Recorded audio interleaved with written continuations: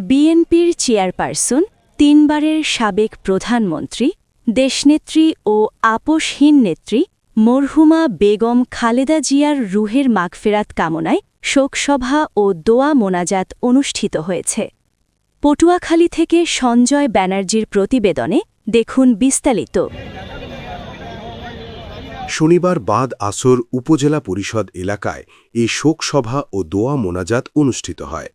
উপজেলা গণ অধিকার পরিষদের আহ্বায়ক লিয়ার হোসেনের এর সভাপতিত্বে ও পটুয়াখালী জেলা গণ অধিকার পরিষদের যুগ্ম সাধারণ সম্পাদক আবুল কালাম পঞ্চায়েতের সঞ্চালনায় প্রধান অতিথি ছিলেন গণ অধিকার পরিষদের সভাপতি ও পটুয়াখালী ৩ দশমিনা গলাচিপা আসনের সংসদ সদস্য পদপ্রার্থী নুরুল হক নূর।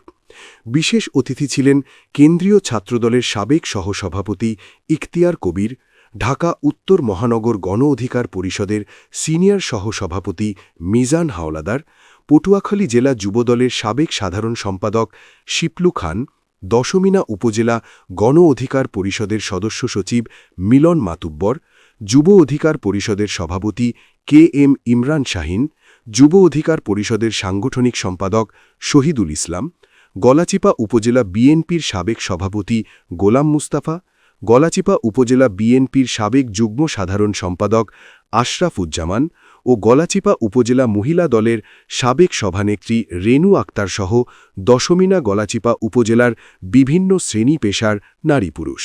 প্রধান অতিথি নুরুল হক নূর বলেন, পটুয়াখালী ৩ দশমিনা গলাচিপা আসনকে আগামী দিনে উন্নতমানের চিকিৎসার জন্য হাসপাতাল নির্মাণ করা, মেধাবী শিক্ষার্থীদের শিক্ষা ব্যবস্থার উন্নতি, এমনকি টাকার জন্য কোনো মেধাবী শিক্ষার্থীর বন্ধ হবে না, চরতর দখল করতে দেয়া হবে না। আমি ধন্যবাদ জানাই তারেক রহমানকে আমাকে জোটের মাধ্যমে পটুয়াখালী ৩ আসনে আমাকে মনোনয়ন দিয়েছে। শুধুমাত্র বিএনপির ভোটে বিজয় সম্ভব না, কারণ সকলের ঐক্যবদ্ধ হতে হবে।